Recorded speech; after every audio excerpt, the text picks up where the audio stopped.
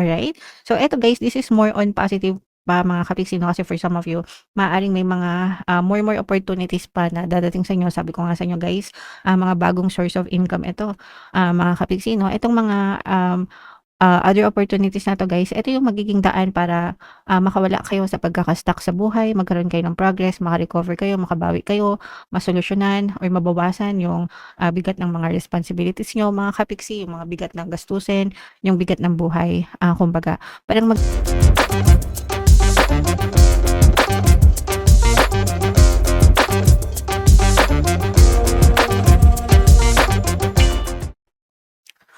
hello guys, hello Pisces, welcome back to Pinoy Pixie Tarot. Ang pamagat ng episode natin for tonight is Money Money Come to Me. Ito yung ating money reading guys para ngayong um, April para sa Pisces, Sun, Moon, Rising sign, and Venus. Unahin natin tong deck na to guys. Ito yung mga money manifesting technique para sa inyo.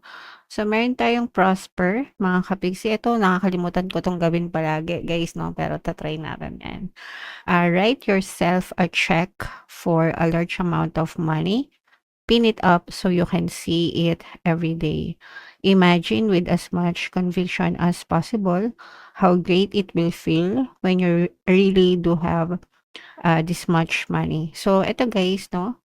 Um, kung meron kayong mga um, blank check, mga kapiksi, or kung wala naman kayong blank check or checking account, or cheque, pwede kayong magpa-print o kaya pwedeng i-drawing nyo na lang mga kapiksi. Hanap kayo sa Google ng mga images ng blank check 'no, tapos gayahin niyo ganyan. Tapos isulat niyo yung pangalan niyo and isulat niyo yung amount na gusto niyong, matanggap sa buhay niyo mga kapiksi.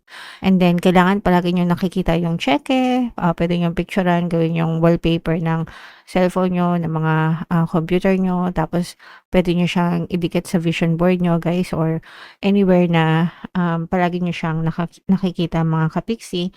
And ang technique dun is kapag nakita niyo, i-claim niyo 'no, imagine na nasa inyo na yung pera, yung amount ng pera na sinulat niyo dun sa cheque mga kapiksi.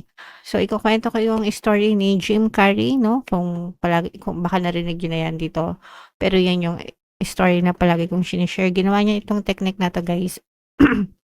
Hindi pa siya sikat nun, sa Hollywood mga kapiksi. Si Jim Carrey ay isang artista sa Hollywood, by the way. So sinulat niya yung, meron siyang, blank check or meron siyang, cheque, sinulat niya yung pangalan niya, sinulat niya yung amount na gusto niyang, makuha. Nung time na yun I don't know, parang $1,000,000 yata yun. Pero nung time na yun guys, sobrang laki pa ng value ng, pera dati. Excuse me. Tapos, nasa kanya lang yung cheque na yun guys, and then, one day nakatanggap siya ng tawag, may offer sa kanya sa pelikula, and yung amount na sinulat niya dun sa cheque, yun yung, binayad sa kanya as talent fee, mga kapiksi, okay. So, yeah, hindi mo kailangang, itanong kung kailan, kung paano dadating sa'yo yung manifestation mo. Ang importante is i-declare mo kung ano yung gusto mo. So, etong pagsusulat sa cheque guys, dine-declare mo kay universe na ito yung amount na gusto kong matanggap sa buhay ko, no? And then, you just send it out to the universe mga kapiksi. Ang importante is palagi mo siyang nakikita. And kapag nakita mo, imagine mo na nasa iyo na yung amount of money na yon, and imaginein mo yung feelings 'no, na incorporated kapagka nakuha mo na yung amount ng pera na yon, mga kapiksi, okay. So, sabi ko nga guys, palagi ko nakakalimutan 'tong gawin, kaya hindi ko pa nata-try. Pero kung na-try niyo na mga kapiksi, and kung nagkaroon na kayo ng resulta, comment down below. Kung hindi niyo pa nata-try guys 'no, i-try niyo na rin, mga kapiksi, okay. Alright. So, yeah.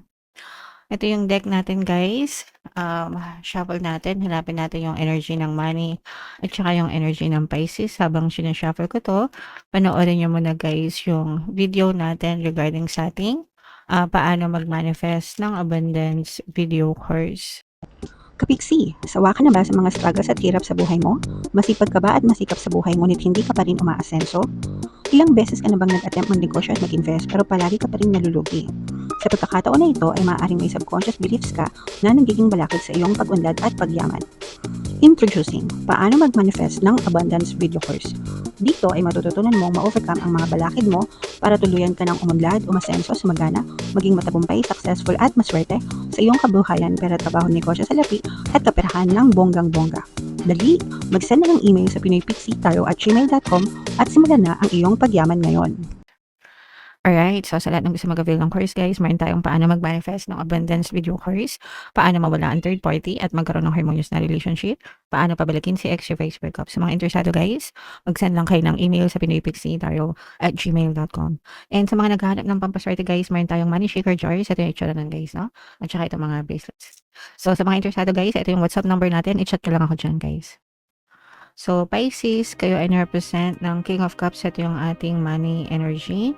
Guys, this is both positive and negative. Meron din dito yung presence guys ng another earth signs, Capricorn, Taurus, Virgo. For some of you guys, maaring may earth element kayo sa inyong natal chart guys, or you may be dealing with another earth sign. Ito guys, this is endings and new beginnings mga kapiksi. Sa ending guys, nakikita natin na for some of you may mga problema, or hindi man problema guys, pero mabibigat na responsibilities. Ito yung mga obligations nyo guys, no?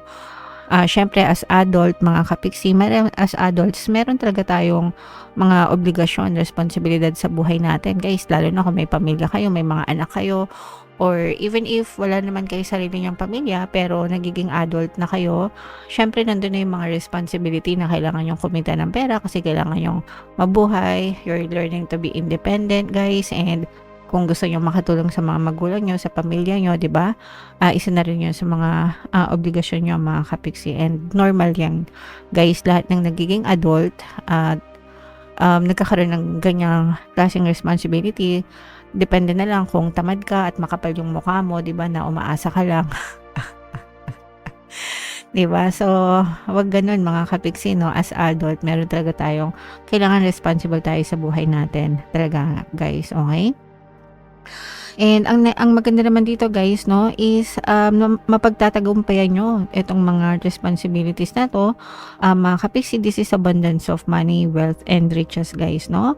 For some of you, may mga bagong oportunidad sa pagkakakitaan guys na maaaring magbigay sa inyo ng stable na pagkakakitaan, stable na source of income mga kapigsi. So, pwedeng trabaho, pwedeng negosyo, pwedeng investment, mga side hustles, whatever guys, kahit ano pa yung larangan na napili nyo. Pero, ang importante dito is tuloy-tuloy yung pasok ng pera sa inyo mga kapigsi, at saka yung iba sa inyo, hindi lang sa stable, pero nananagana talaga, as in, no? Pag sinabing nananagana, pwedeng maraming kinikita, malaki yung kinikita, to the point na nakakapag-ipon pa kayo, nakakapag-invest pa kayo, mga kapiksi, okay? And yeah, so ituloy-tuloy nyo lang yan, mga ganyang klaseng gawain, pagiging masipag guys, and talagang mapagtatagumpayan nyo itong mga obligasyon na to. This is not a burden, hindi ito burden mga kapiksi, no? Kumaga hindi siya pabigat guys, ito'y normal lang bilang tayo ay human para makasurvive tayo sa buhay mga kapiksi. Alright? Okay, and ito guys, nakita rin natin na ito guys, again, no, these are brand new beginnings mga kapiksi, no. Yung iba sa inyo guys, pwedeng nai-stress kayo or nagkakaroon kayo ng stress sa current na workplace mo, or sa current na pinagkakakitaan mo ng income, pero may mga bagong oportunidad na pwede kayong ma-discover, no. It's either lumipat kayo ng ibang pagkakakitaan mga kapiksi, okay, or magkaroon ng diversion ba, no, parang magkakaroon kayo ng another source of income na hindi mo na masyadong mapapansin itong toxic na to mga kapiksi, kasi masyado ka ng busy, masyado ka ng abala. And dapat naman ganun guys, no, wag natin masyadong pagbuhusan ng atensyon yung mga toxic sa paligid natin guys, kahit boss mo pa yan, mga kasamaan sa trabaho, di ba? Kasi kapag pinansin niyo sila ng pinansin, lalo lang lumalaki yung sungay nila. So, kiber lang guys. Ibig sabihin, deadma lang dyan sa mga toxic na yan, mga kapiksi. Alright? So, eto guys, this is more on positive pa mga kapiksi, no? Kasi for some of you, maaaring may mga more opportunities pa na dadating sa inyo. Sabi ko nga sa inyo guys, mga bagong source of income ito, mga kapiksi, no? Itong mga other opportunities na to guys, ito yung magiging daan para makawala kayo sa pagkakastuck sa buhay, magkaroon kayo ng progress, makarecover kayo, makabawi kayo, masolusyonan or mabawasan yung bigat ng mga responsibilities nyo, mga kapiksi, yung mga bigat ng gastusin, yung bigat ng buhay. Kumbaga, parang magdadagdag ito sa inyo ng extra na pagkakakitaan, mga kapiksi, na magiging daan para hindi na masyadong mabigat yung dalahin natin sa buhay, guys, no? Kailangan maging ano din kayo guys, no? Kumbaga parang kayo na rin yung kailangan magkusa, no? Na alam niyo yun, maging active, maging proactive sa paghahanap ng opportunities guys. Kasi yung mga opportunities na yon, dumadating yon sa mga taong naghahanap, no? Lalo na sa panahon ngayon guys, no? Alam niyo naman yung current state ng bawat isang tao sa mundo. Dahil sa pagtaas ng presyo ng krudo dahil sa gera guys, no? So lahat yan, domino effect, mga kapiksi, bawat isang tao sa mundo nagdudusa dahil sa pagtaas ng presyo ng langis, sa pagtaas ng presyo ng bilihin, mga kapiksi. So although yung iba may mga trabaho tayo, may kumikita tayo, kailangan pa natin mag-exert ng additional effort, diba? Para magkaroon pa ng other source of income para hindi tayo masyadong mabigatan, no? Sa paghihirap, mga kapiksi. Okay? Walang ibang tutulong sa atin guys, kundi sarili din natin, mga kapiksi.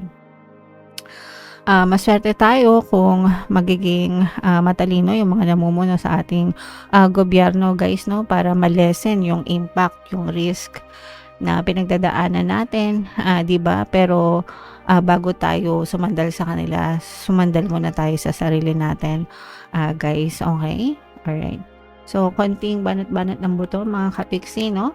And ito guys, no, i-mind na itong mga opportunities na to, mga kapiksi, itong abundance of money na to, itong mga recovery nyo, mga pagbawi guys, yeah, yung mga financial stability yan. So, i-mind nyo na yan guys, sa comment section. And gunot pa tayo ng isang card para sa inyong additional na mensahe. Go outside, get some fresh air, mga kapiksi, no? You have been indoors too long. Makakatulong yung paglabas-labas, mga kapiksi, no? Sa mga taong kagaya ko na palagi nasa loob. Yung iba, wala, normal lang yan kung araw-araw kayong pumapasok, di ba? Pero sa mga taong kagaya ko na palagi nasa loob lang ng bahay, guys, labas-labas tayo, no? Makakatulong yan para kung polluted naman yung hangin sa paligid nyo guys, mag-mask na lang kayo. Pero yung mga nakikita nyo, no, kasi iba rin yung impact nun. Tsaka let's get some sunlight, mga kapiksi. Importante yun sa atin. Sun is the source of energy, mga kapiksi. So dapat nagpapaaraw tayo, guys. Okay? Basta wag lang yung sobrang babad guys, no? Okay. And yeah, so comment down below guys if feeling nyo naka-resonate kayo dyan. Yung mga magaganda, i-mail nyo na sa comment section, mga kapiksi. For more tarot readings, ito yung playlist nyo. Ito naman yung ating success stories ng paano mag-manifest ng abundance video course. Panoorin nyo itong video natin guys about money shaker jars. Thank you for liking, sharing, and subscribing. See you next time guys. I love you all. Have a nice day. Bye-bye.